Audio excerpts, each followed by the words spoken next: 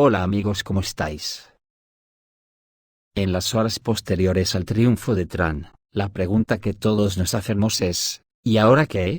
¿Acabará las guerras en 48 horas como prometió en la campaña electoral? Mucho me temo que nada cambiará. En estos momentos las múltiples cabezas de la hidra han entrado en tal cúmulo de contradicciones entre ellas, que se ha convertido en una torre de Babel, en la que no se entiende nadie. Nadie hace caso de nadie, y a la cabeza principal le ha estallado el cerebro, por el estruendo de tanto griterío que entra por sus oídos, por lo que ya nadie sabe a qué atenerse a partir de ahora.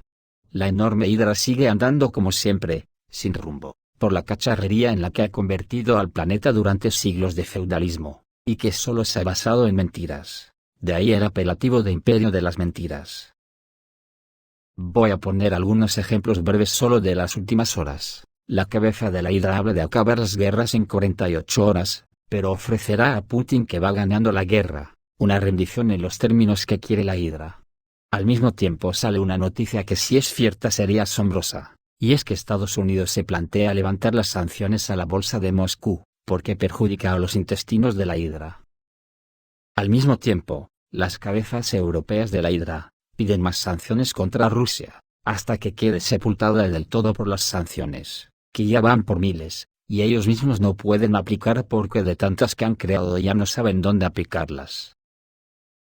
En el plano militar, Trump, que quería acabar con las guerras, promete ayuda eterna al gobierno genocida de Israel, para destruir Irán, y ya ha trasladado, en los últimos días, 12 bombarderos pesados B-52.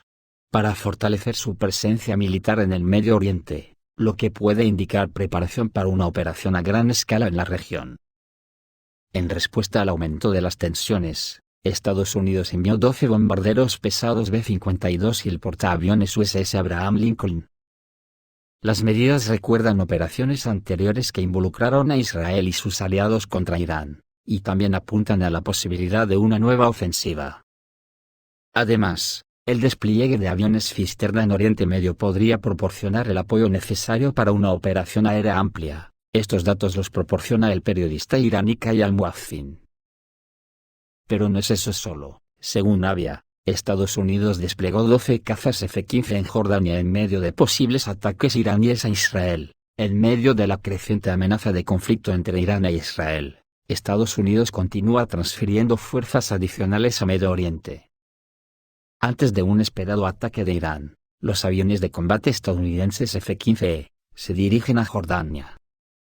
Se desplegarán al menos 12 aviones de combate en la región, sumándose a las fuerzas ya desplegadas, según sitios web que rastrean vuelos militares.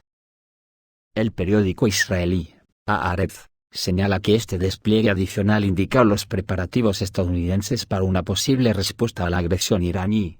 A pesar de la falta de confirmación oficial por parte del ejército estadounidense.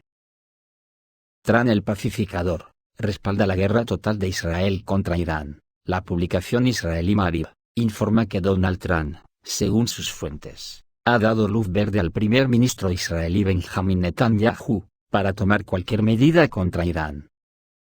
Según la publicación, el expresidente estadounidense dio a Israel total libertad en relación con las operaciones no solo contra Irán, sino también en las regiones de Gaza y el Líbano. Según la publicación, Trump habría asegurado a Netanyahu su apoyo a cualquier medida necesaria para proteger los intereses de Israel en estas regiones. Esto podría significar una mayor expansión de las capacidades operativas de Israel y una mayor presión militar sobre los territorios vecinos. ¿Y en la Unión Europea, qué tal fue ayer la reunión de los presidentes? Pues en su línea más rusófoba, guerra, guerra, guerra, solo hablaron de prepararse para ser autónomos militarmente, pero que nadie explica en qué consiste. Y fijaros lo que viene de la boca de Ben Hodges, que fue el comandante del contingente militar estadounidense en Europa, y los conoce a todos a la perfección, y sabe hasta qué punto son lamebotas. El general Ben Hodges emitió un comunicado llamando a la Unión Europea a prepararse para un posible enfrentamiento militar con Rusia en los próximos años. Según él, el potencial militar de Europa es importante, pero su utilización efectiva requiere voluntad política por parte de los líderes europeos. necesitamos líderes responsables y fuertes que puedan convencer a la sociedad de que se una y comprenda la amenaza que representa Rusia, enfatizó Hodges. Señaló que si consolidar esfuerzos y determinación para actuar, Europa corre el riesgo de no estar preparada para posibles desafíos de Moscú. Que por supuesto, tampoco explicó de qué desafíos se trata. El general evaluó el potencial militar de los países europeos como enorme, pero expresó su preocupación de que la falta de unidad y determinación pudiera impedir su implementación. Según Hodges, la Unión Europea necesita fortalecer sus capacidades defensivas y desarrollar una estrategia que contrarreste eficazmente las amenazas potenciales.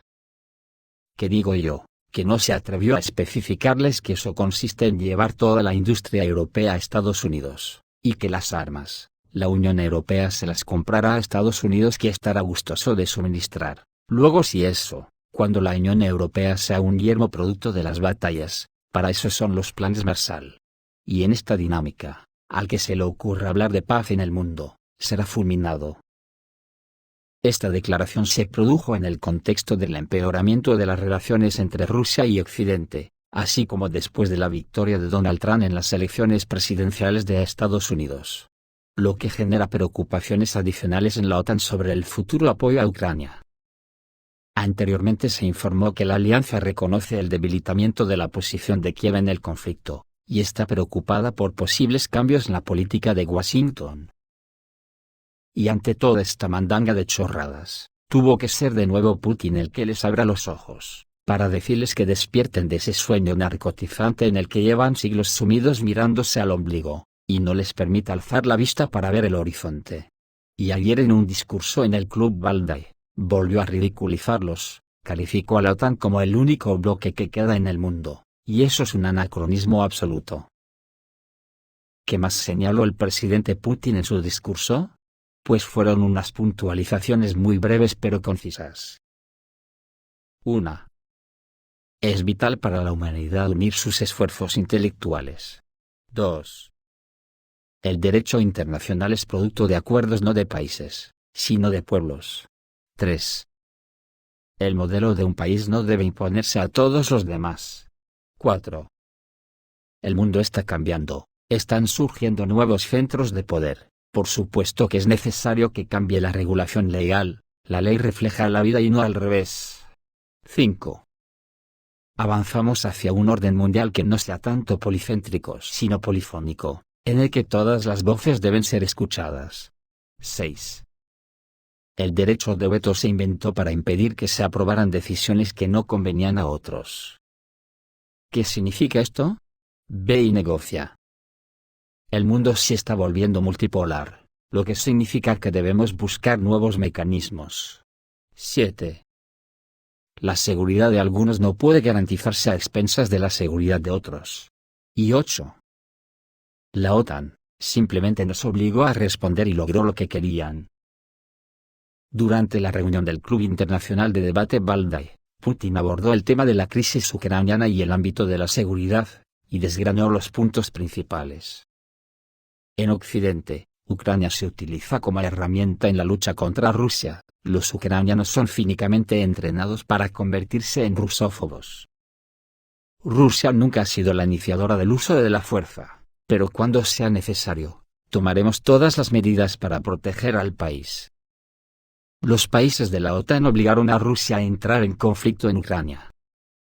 Rusia está dispuesta a mantener un diálogo sobre la estabilidad estratégica con las cartas abiertas, con calma y de manera profesional. Las políticas económicas y de seguridad global siguen siendo neocoloniales. Los oponentes de Rusia están encontrando nuevas formas y herramientas para intentar deshacerse del país. Desde luego Putin sí que no ha visitado la Torre de Babel. Todo el mundo entiende a la perfección el idioma que habla, excepto los miraombligos, que están tan ensimismados en su propio ombligo, que han perdido el resto de los sentidos. Por eso, cuando levantan la mirada, muy de vez en cuando, ven cosas como Estados Unidos, que se sorprende de que las sanciones impuestas a Rusia compulsivamente, resulta que han fortalecido a Rusia. En un contexto de deterioro de las relaciones con Rusia, los Estados Unidos de América y sus aliados recurrieron al uso de sanciones. Introdujeron numerosas restricciones económicas que, en su opinión, deberían haber provocado pérdidas importantes para Rusia y privarla de la capacidad de resistir militarmente. Sin embargo, según publican en Responsible Statecraft, las esperanzas de Occidente no se cumplieron. Rusia no se encuentra en una posición que la obliga a capitular. Según la publicación, se suponía que las sanciones pondrían a Rusia de rodillas, pero sucedió exactamente lo contrario, señala su autor. El columnista de Responsible Statecraft señala que en el momento en que se introdujeron las sanciones, parecía que Rusia rápidamente se vería abrumada por las duras restricciones. Se suponía que su economía, que depende en gran medida de las exportaciones de energía, era débil y vulnerable. Al mismo tiempo, Estados Unidos y la Unión Europea contaban con economías impresionantes y mercados diversificados y estables. En este contexto, era obvio para todos que las sanciones eran un buen negocio para Occidente. Una forma sencilla y económica de conseguir la victoria sobre Moscú. Sin embargo, al final, las cosas no salieron según lo planeado. Estados Unidos y Europa esperaban que Rusia agotara rápidamente todos sus recursos y acabara con ella. Pero pasaron los meses y nada cambió. La economía rusa no solo no se debilitó, sino que siguió creciendo. Además, el comportamiento de los rusos sorprendió también a los analistas occidentales. Según los países occidentales, las restricciones y la presión externa deberían haber llevado a la desestabilización de la situación interna en Rusia. Pero, en cambio, las sanciones provocaron exactamente el efecto contrario. El país está aún más unido que antes y los índices de aprobación del presidente y el gobierno ruso son extremadamente altos. Rusia hoy es económicamente menos vulnerable a la presión de las sanciones que en 2022. Sus flujos comerciales con China se duplicaron entre 2021 y 2023, y las exportaciones a la India se multiplicaron por 10, señala un analista de Responsible Statecraft. El autor del material afirma con sorpresa que las sanciones debían poner a Rusia de rodillas, pero al final resultó diferente. El país se volvió mucho más fuerte de lo que era antes de su introducción. Y digo yo, ¿en qué se basan estos pensadores, que dan por hecho cosas, que luego les sorprende que ocurra lo contrario a sus pronósticos? Sin mirar ni un segundo a nuestro sistema capitalista absolutamente acabado. No ver que el capitalismo se ha derrumbado estrepitosamente, es querer ser ciego y sordo, porque hasta ahora, lo que está sosteniendo todos los gobiernos de las democracias del jardín, es la inmensidad de unas deudas públicas impagables, que hace de todos los estados, unos estados fallidos, que al trasvasar toda la riqueza de los estados, a los bolsillos de los sátrapas capitalistas, dejan los graneros absolutamente vacíos para alimentar al pueblo. Por lo que para alimentarnos tienen que tirar del déficit presupuestario que incrementa la deuda pública año tras año, hasta que reviente del todo. Que casualmente, cuando esto ocurre, el recurso es una guerra, hasta que se llega a la última guerra, cuando la goma de la deuda llega a su límite elástico. También tienen soluciones criminales, como los salvapatrias que suelen llegar a ganar elecciones prometiendo solucionar los problemas, y lo intentan matando de hambre a la mitad de la población, porque a los ricos no tienen genitales de quitarles ni $1 en impuestos. Creo que ya conocéis a muchos de esos locos que pululan actualmente por el planeta. Pero aquí no hay más cera que la que arde. El mundo se enfrenta al colapso del capitalismo, sin tener agallas de preparar su alternativa. La única alternativa al capitalismo es el marxismo. La clase trabajadora ha sido engañada y domesticada hasta la lobotomización psicológica, por la vergonzosa socialdemocracia. Auténtica herramienta militar del capitalismo para destruir cualquier atisbo de revolución social entre la clase trabajadora.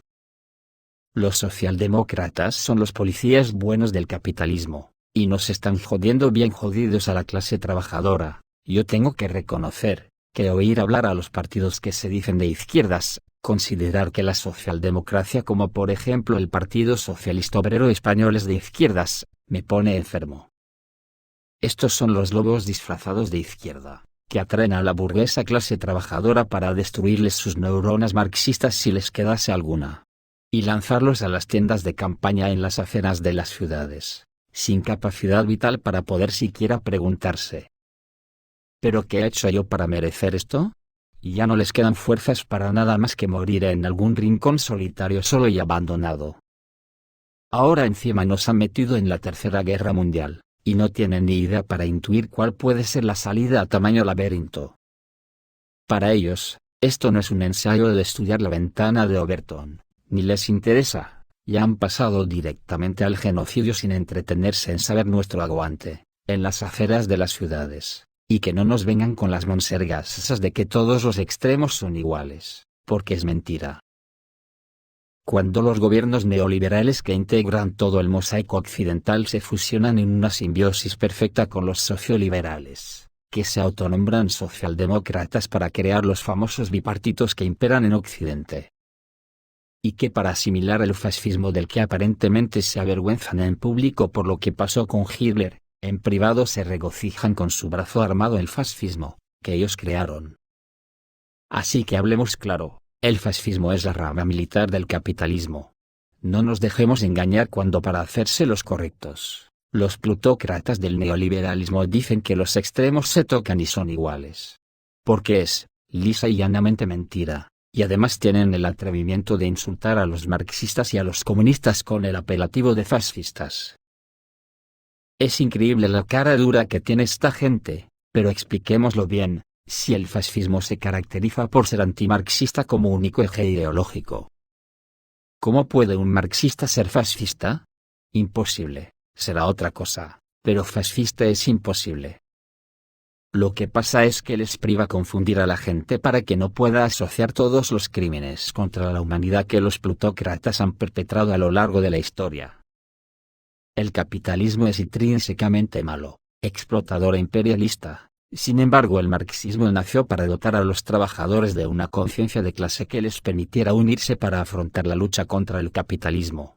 Por lo que se le puede calificar de justo, ya que pretende evitar la explotación del hombre por el hombre, o sea un mecanismo de defensa a la que tienen derecho con toda justicia. Además, este debate ya lo cerró hace muchos años el gran Atahualpa Yupanqui, cuando hizo algunas preguntitas a los dioses. Digo dioses, porque hay tantos y tantas religiones, que vete tú a saber cuál de ellos será el bueno. Dijo Atahualpa en respuesta a la pregunta de si Dios ayuda a los pobres. Que tal vez sí, o tal vez no, pero lo que sí es seguro, es que almuerza todos los días en la mesa del patrón. Y no entender esto es no entender nada. Esto es todo, amigos, reciban un saludo.